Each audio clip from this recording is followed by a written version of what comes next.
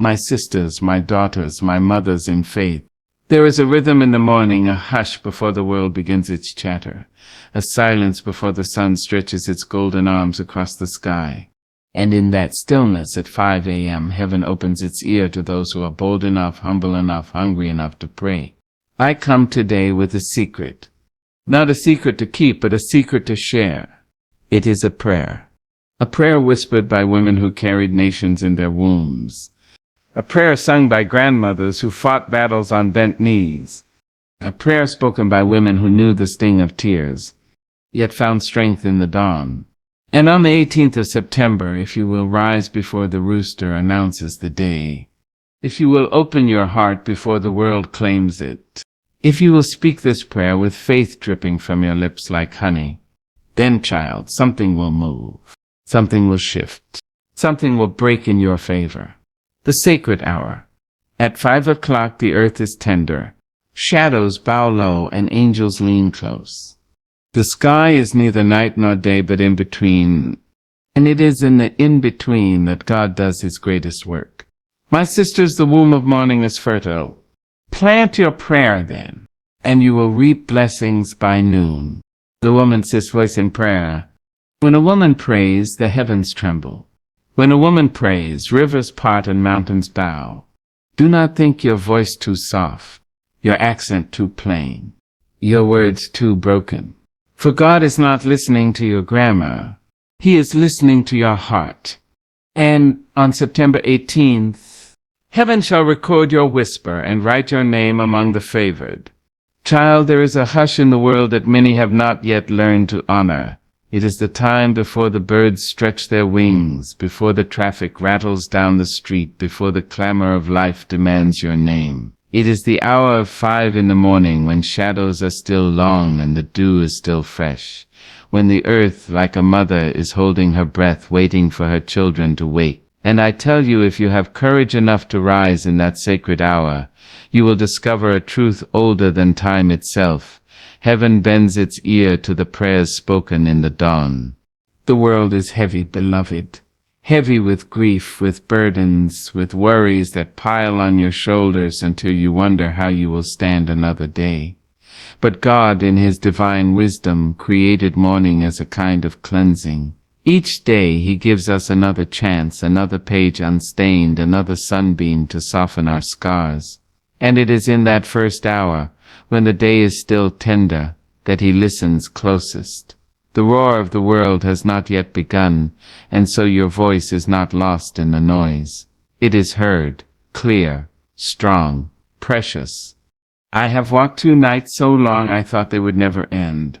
Nights when sleep would not come, and tears soaked the pillow as if they had business there. But, child, I have also seen what happens when you lift yourself from that bed, rub the ache from your eyes, and bow your knees to the quiet of morning.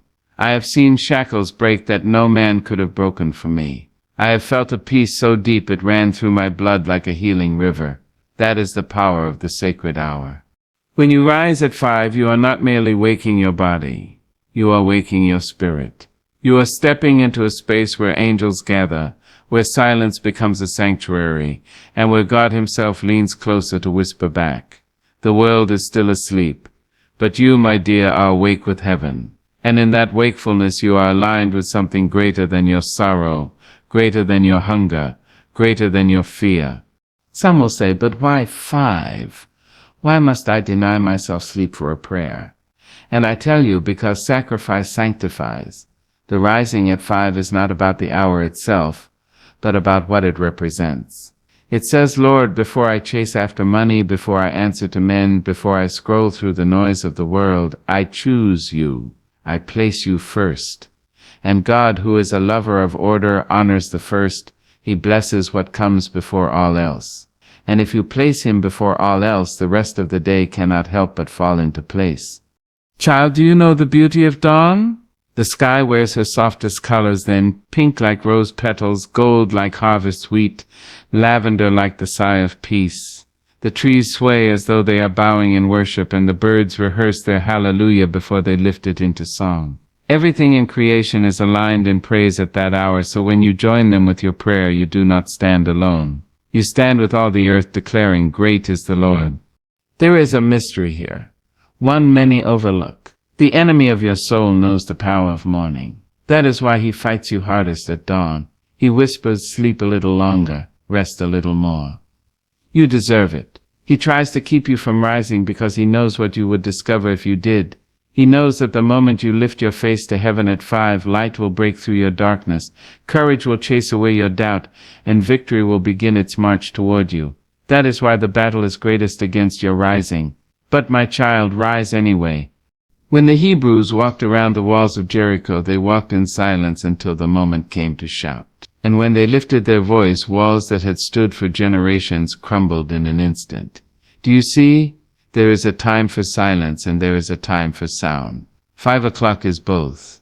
The silence of the earth cradles your whispered prayer, and the sound of your faith shakes unseen walls.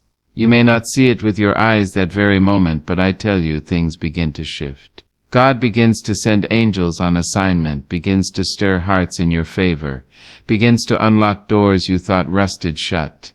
And so, my dear, the sacred hour is not merely about a time on a clock. It is about posture, about reverence, about intention. It is about saying, "I will not be ruled by my weariness, but I will rule my weariness with my worship." It is about declaring, "This day will not happen to me, I will happen to it." It is about standing in your divine authority as a woman, a daughter, a chosen vessel, and announcing that you are awake and ready to walk in the promise of God. Do not despise the small beginnings, for 5 may feel small only minutes before the day. But remember, the mustard seed is small too, yet it grows into a tree that shelters many. In the same way, a small prayer at 5 can grow into a mighty testimony. You will carry that stillness into your work, into your family, into your struggle, and you will not be shaken. For how can the world break a woman who has already been rebuilt by the morning?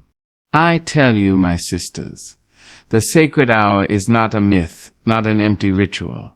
It is a covenant between you and your Creator, that you will seek Him before you seek anything else. And He in return will guard you, guide you, and grace you with strength enough for the day. So rise, beloved. Rise while the stars are still saying their goodbyes. Rise while the moon is slipping behind the veil. Rise while the world is still dreaming. And make your dream known to heaven. At 5 in the morning, the sacred hour, open your lips and speak, for the God who made you is waiting, and His ear is tuned to your voice. That is the power of the sacred hour. That is the beauty of the morning prayer. And that, my child, is why you must rise. When a woman prays, the universe shifts its weight. When a woman lifts her voice, trembles in her knees, but fire in her heart, she shakes the heavens and rattles the very gates of hell. Do not underestimate the strength that lives in a woman's prayer, for it has carried families through famine, it has nursed children through sickness, it has raised whole communities from the dust. The world has long told women their voices are too soft, too fragile, too small to matter. But I say to you today, the softest whisper of a praying woman can thunder louder than the shouts of kings. I have seen women with backs bent from labor, hands worn from work, hearts torn from grief, kneel by a bedside and call on God with nothing left but tears. And I have seen God respond. I have watched doors swing open. I have seen healing sweep through a sick room. I have seen sons return home, daughters find their way, marriages restored, chains fall off, because a woman dared to pray. Do not think your prayer is powerless. It is power wrapped in humility. It is thunder cloaked in tenderness. It is heaven's secret weapon sent through your lips. You see, prayer does not require eloquence. It does not demand perfect grammar or polished phrases. It is not impressed with the vocabulary of men. Prayer is born of truth. Prayer is carried on faith. And when a woman speaks from the deep, honest chambers of her heart, she touches something eternal. She may stammer, she may groan, she may utter nothing more than, "Lord, help me." But the God who made her hears every syllable, understands every tear, and treasures every cry. That is the strength of a woman's prayer. Think of Hannah, who wept so bitterly that the priest thought she was drunk. She had no fine words, no public speech, only her agony poured before the Lord. And yet it was Hannah's prayer that opened her womb, that brought forth Samuel the prophet who would anoint kings. Think of Mary, a young girl with trembling hands, saying yes to God's plan with no certainty of how it would unfold. Her simple acceptance was a prayer, and it ushered in the Savior of the world. Think of the women who gathered at the tomb, their hearts broken but their voices still lifted in devotion. It was to them that the risen Christ first appeared. Over and over again history has proven it. The prayer of a woman carries weight beyond measure.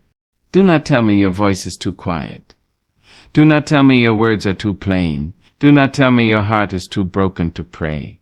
For it is in the cracks, in the trembling, in the brokenness, that your prayer becomes most powerful. Like incense rising from ashes, like perfume pressed from petals, your prayer is sweetest when born of suffering and lifted in faith. The Lord is not looking for perfection. He is looking for surrender. He is not asking for a polished speech. He is asking for a willing heart, and when a woman dares to give him that, miracles unfold. There is a mystery about women, one that the world often overlooks. Women carry life in their wombs, but they also carry life in their words. A woman can speak peace into chaos. A woman can speak hope into despair. A woman can call down blessings upon her children even when her own body is weary. A woman can stand in the gap praying prayers that protect her home when all else seems lost. This is not weakness, this is strength in its truest form. Child, I want you to know that when you pray, your words do not fall to the ground. They do not vanish into the air like smoke. They travel, they move through realms unseen, they stir the heart of God, and they dispatch angels on assignment. You may think you are alone in your room, but heaven is crowded when you pray. The Lord listens, the angels move, the Spirit intercedes, and creation itself leans forward to witness. That is the unseen strength hidden in your whispered prayer.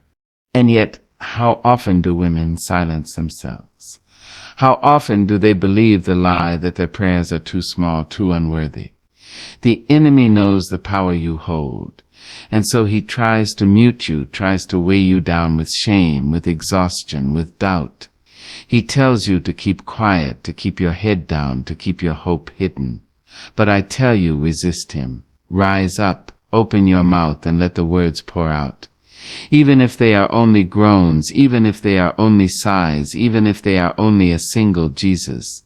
For the Spirit himself takes your groans and shapes them into a song heaven understands. A praying woman is dangerous. She may look small, she may look fragile, she may even look broken, but in the Spirit she is mighty. She is a warrior clothed in the armor of faith. She is a lioness guarding her cubs with every word. She is a queen commanding heaven's armies through her petitions. When she kneels, she is not bowing down in defeat. She is bowing down in authority, drawing power from the one who called her by name. And when she rises, she does so with the strength of heaven at her back. There is no force on earth quite like it. Empires have risen and fallen on the prayers of women. Revivals have been birthed on their whispers. Generations have been saved through their faithfulness. And if you, my child, will add your prayer to that chorus, you too will see the strength that has always lived in you. So I say to every woman, wherever you are, do not despise your voice. Do not belittle your prayer. Stand firm in the knowledge that heaven listens when you speak. Lift your children before the throne and know they are covered. Speak blessings over your home and know they are planted. Call forth provision, call forth healing, call forth peace, and know that the Lord delights to answer. You do not pray as one forgotten, you pray as one beloved. Remember this, the world may overlook you, but God does not. The world may silence you, but heaven amplifies your every word. The world may call you weak, but God calls you mighty. And when you pray, you are not merely a woman on her knees, you are a force in the Spirit, shaking foundations, moving mountains, and calling heaven to earth. This, my dear, is the strength of a woman's prayer. This is the quiet thunder that lives in your voice. This is the inheritance of every daughter of God. Pray and do not stop. Pray and do not doubt. Pray and know that your words reach higher than the heavens and deeper than the grave. For when a woman prays, she becomes unstoppable. The secret prayer, child, is not wrapped in gold nor hidden behind cathedral doors. It is not stitched with fancy words nor locked away in the chambers of scholars. The secret prayer is simple as a heartbeat, as plain as breath, and yet it carries the power to break chains and move mountains. It is the prayer of surrender, of gratitude, of command. It is the kind of prayer that slips past human ears but reaches straight into the ear of God. You see, so many believe that to pray, they must perform. They think God is impressed by their vocabulary, by how long they kneel, by how loud they cry. But I tell you this truth: God is not swayed by performance. He is moved by authenticity. He is not listening for poetry. He is listening for honesty. He does not require a mountain of words, but a mustard seed of faith.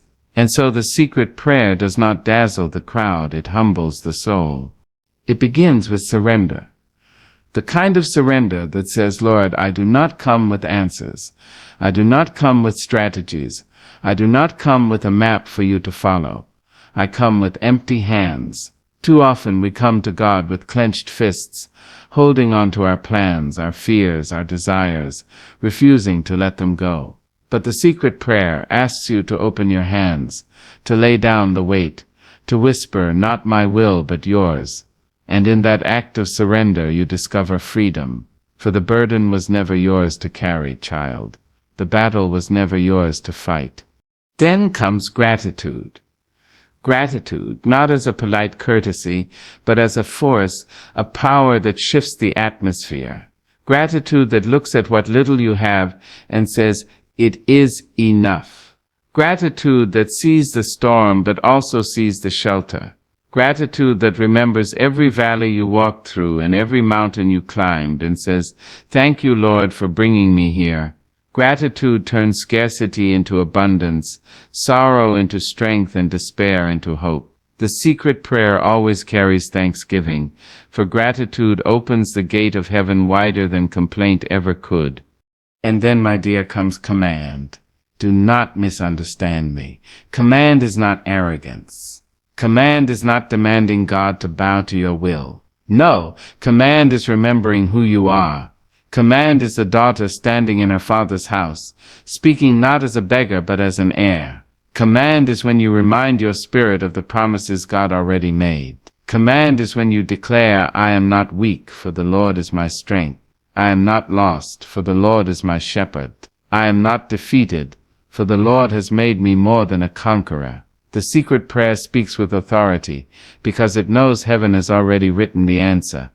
When you put surrender, gratitude, and command together, you hold the formula of the secret prayer. It is not complicated. It is not reserved for saints with halos or prophets with robes. It is for you, woman of faith. It is for you, daughter with trembling hands. It is for you, mother who has cried over her children. It is for you, sister who has walked alone. The secret prayer belongs to anyone who dares to believe. And do not think you must shout it from rooftops. The secret prayer is often whispered in kitchens while pots boil on the stove. It is spoken in bedrooms before children wake. It is uttered in cars on the way to work, in bathrooms where no one else can hear, in hearts that are too tired for words. The secret prayer is not confined by place, for wherever you are, God is there. He is in the hush of morning, in the hum of noon, in the ache of midnight. He is listening always, and the secret prayer always finds him. I tell you, child, when you pray this way, things shift. The walls of fear begin to crumble. The chains of doubt loosen. The fog of confusion lifts. You may not see it at first, but in the unseen, heaven is moving. Angels are dispatched. Blessings are being arranged. Doors are unlocking. The secret prayer stirs a response that your natural eyes cannot yet perceive, but your faith can sense it. Think of it like this. A seed is buried in the soil, hidden, unseen. Days pass, and it seems as if nothing is happening. But beneath the surface, roots are stretching.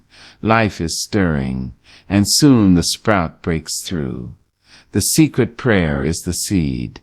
You may not see the sprout on the first day, but beneath the soil of the Spirit, life is moving, and in due time harvest will come.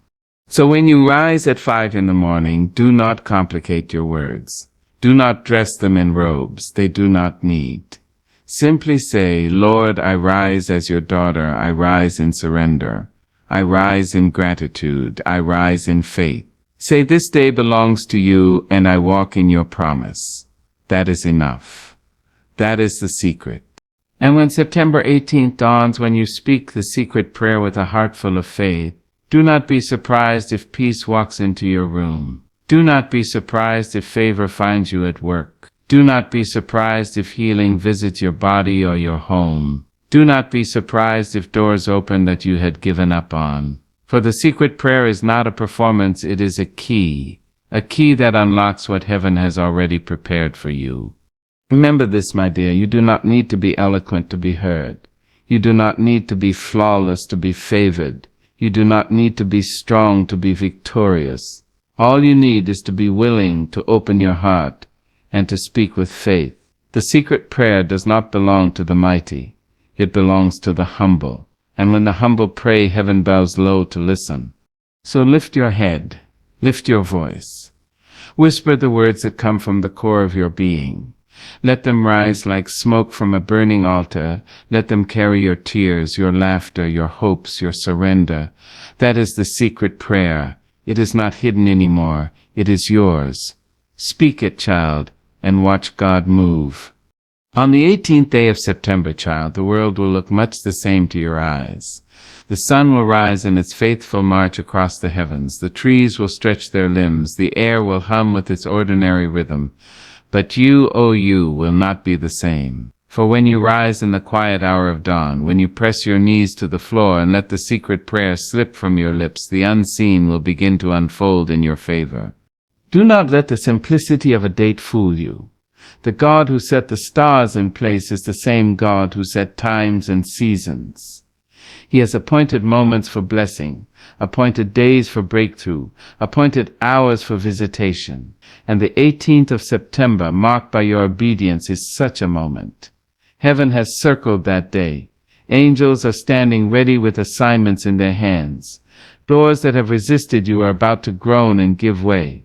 Paths that have been hidden are about to clear before you.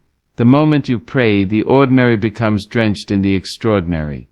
I've lived long enough to know that change rarely announces itself with trumpets. No, child, change often slips in quietly, like morning light seeping through a curtain. You may not see it in grand displays, but you will feel it. A peace you cannot explain will rest in your chest. A weight you have carried for years will seem lighter. A problem you once feared will suddenly shrink before your eyes. This is the movement of God.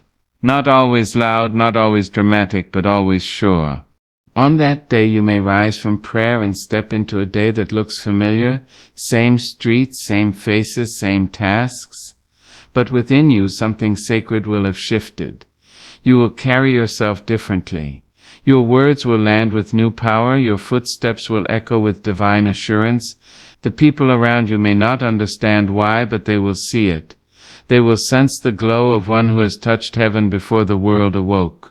Some blessings, child, arrive like rainfall, gentle, steady, nourishing everything they touch. Others arrive like a flood, sudden, overwhelming, undeniable. And both are possible when you pray the prayer at dawn on September 18th. For the Lord chooses how to pour, but he never withholds. He is faithful to respond to the voice that seeks him early. Think of the chains you have carried, the ones wrapped so tightly around your heart that you thought they had become part of you. Think of the doors that would not budge, no matter how you pushed. Think of the nights you cried out for clarity, for a sign, for relief. On this appointed day, God says, enough. Enough of the captivity, enough of the wandering, enough of the waiting. With your obedience to rise and pray, you will see shackles loosen, doors swing open, answers begin to form. It may not all be visible in a single moment, but the process will begin, and once heaven begins a work, no power on earth can stop it. There is a rhythm to God's timing, a divine syncopation that humans cannot replicate. It is not rushed, but neither is it delayed. And when you align your prayer with his appointed moment, you step into that rhythm. You become part of a song greater than your struggle, greater than your worry, greater than your doubt. On September 18th, as your words ascend, they will not travel alone. They will be carried by that rhythm straight into the throne room of the Almighty, and his answer will not tarry. Do not expect the world to understand what is happening to you. They will say, "It is just another day, nothing has changed." But you will know better. You will know because peace will wrap you like a garment. You will know because joy will bubble up without reason. You will know because opportunities will appear, doors will open, favor will find you where you stand. The world will call it coincidence, but you will call it what it is, God's faithfulness. There is power in dates. There is power in obedience. And when the two meet, miracles are born. The 18th of September is not magic, it is appointed. It is not superstition. It is promise. It is not about numbers on a calendar. It is about faith aligning with God's timing. And faith, my child, moves mountains.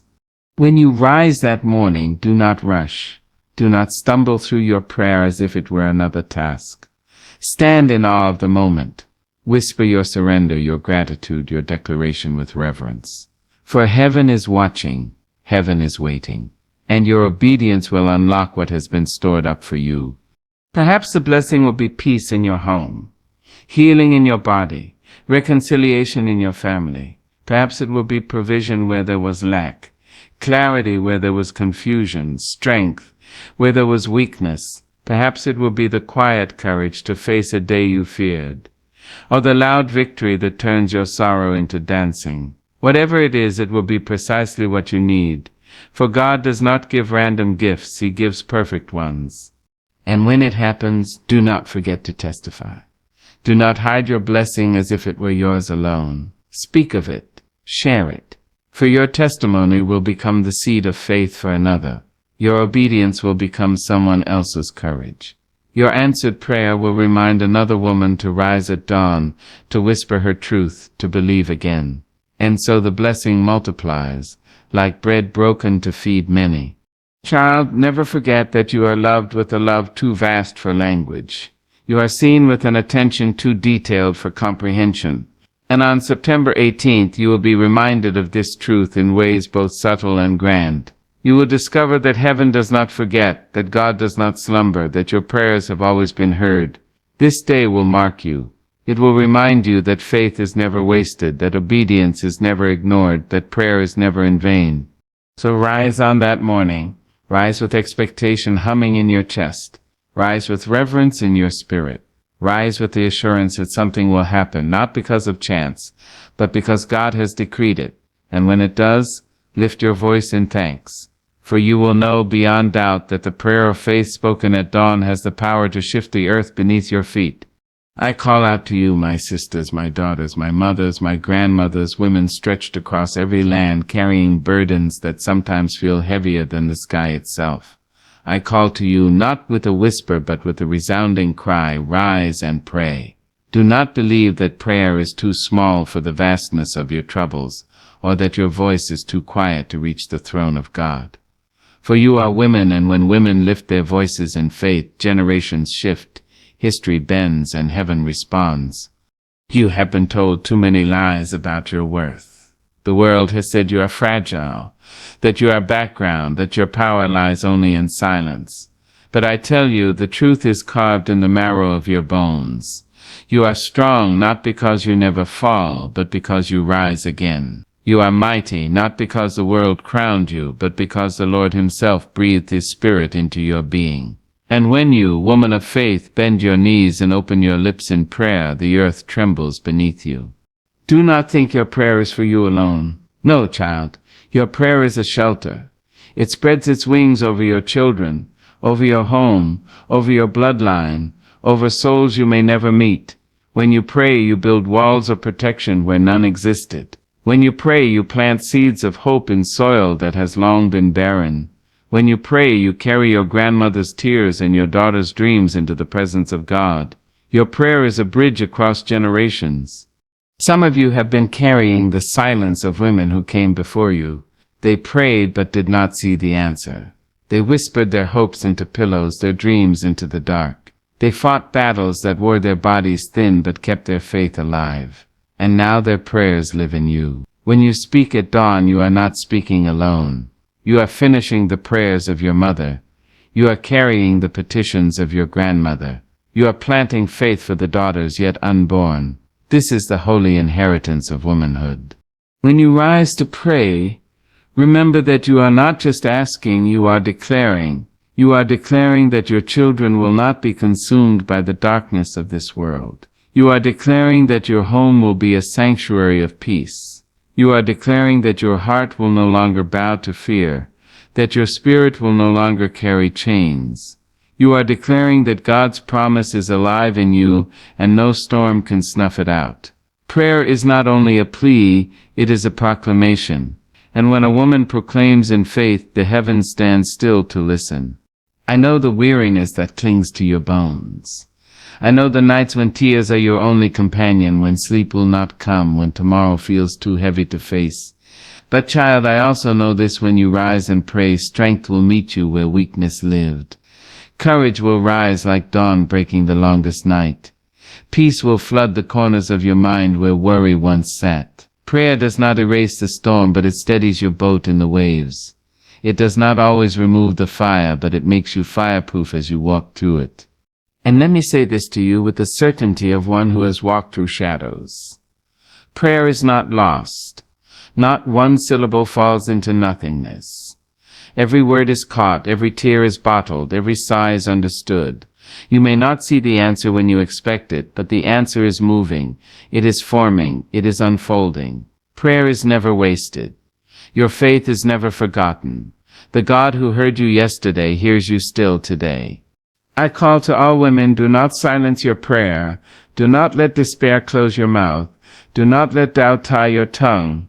Pray even when you feel hollow. Pray even when you feel unworthy.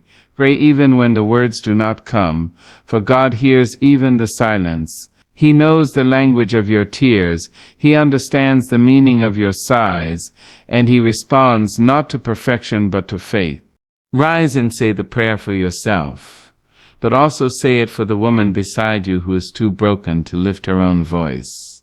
Say it for the sister in another land who longs for peace. Say it for the mother weeping over her son, for the wife crying over her husband, for the daughter searching for her path. Say it for the women who cannot, for when you pray you become their intercessor, their strength, their unseen ally in the spirit.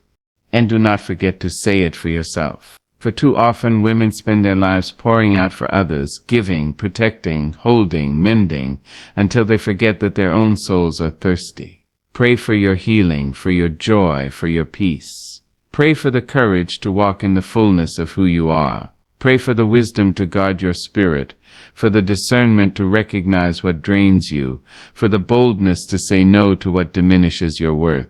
Your prayer is not selfish, it is necessary. For when you are strong, when you are whole, you will raise generations who are strong and whole too. The time is now, my dear. The call is not for tomorrow, not for another season. It is for this hour, for this dawn, for this September, when heaven has chosen to visit those who will rise. Do not stay asleep while blessings are passing. Do not keep quiet while heaven waits to hear your song. Rise, woman of faith, and speak. Speak with trembling if you must. Speak with tears if you must. Speak with joy if you must. But speak, for your voice carries power, and your prayer carries promise. And when you pray, remember that you are not only changing your day, you are changing destiny. You are shaping the unseen, pulling tomorrow into alignment with God's will. You are shifting the future for your children, for your children's children, for the ones who will never know your name but will walk in the light you prayed into existence. That is the legacy of a woman's prayer. So I say again, women, rise. Rise with the sun. Rise with the strength of your mothers in your bones. Rise with the faith of your grandmothers in your veins. Rise with the courage of your daughters in your heart. Pray the prayer. Pray the secret words of surrender, of gratitude, of command. Pray with the certainty that heaven bends to listen, that angels move at your sound, that God Himself smiles upon your faith. For when women pray, the world cannot remain the same.